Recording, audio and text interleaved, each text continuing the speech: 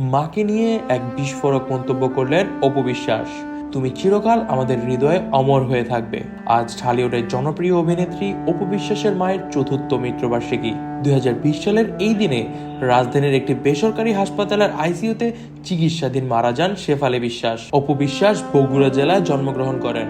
মাকে নিয়ে রাজধানীর বসুন্ধরা আবাসিক এলাকায় বসবাস করতেন তিনি। মায়ের মৃত্যুর পর একা হয়ে যান এই অভিনেত্রী।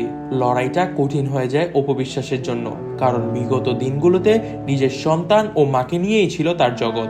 যে কারণে মা হারানোর 4 বছরেও সেই শোক কাটিয়ে উঠতে পারেননি অভিনেত্রী।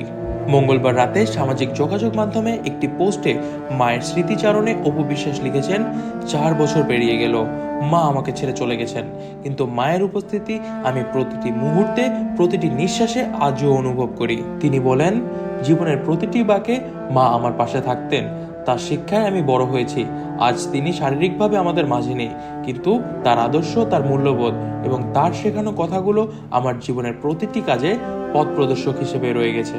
অপু আরো লিখেছেন, মায়ের স্মৃতির প্রতি বিনম্র শ্রদ্ধা জানাই। তিনি যেখানে আছেন সেখানে থেকে আমাদের দিকে চেয়ে আছেন, আমাদের মঙ্গল কামনা করছেন। তিনি বলেন, মা তোমাকে আমি খুব মিস করি। তোমার শূন্যতা কখনোই পূরণ হবে না, কিন্তু তোমার স্মৃতি আমাকে সাহস দেয়, এগিয়ে চলার প্রেরণা দেয়। তুমি চিরকাল আমাদের হৃদয় অমর হয়ে থাকবে। তবে দর্শক, আপনার কাছে যদি এই বিষয়টি ভালো লেগে থাকে, লাইক বাটনে ক্লিক করে আমাদের সঙ্গেই থাকবেন। শাকিব খান, অপু বিশ্বাস কিংবা এন্টারটেইনমেন্ট জগতের সব খবর আগে পেতে সাবস্ক্রাইব করুন আমাদের চ্যানেলটিতে।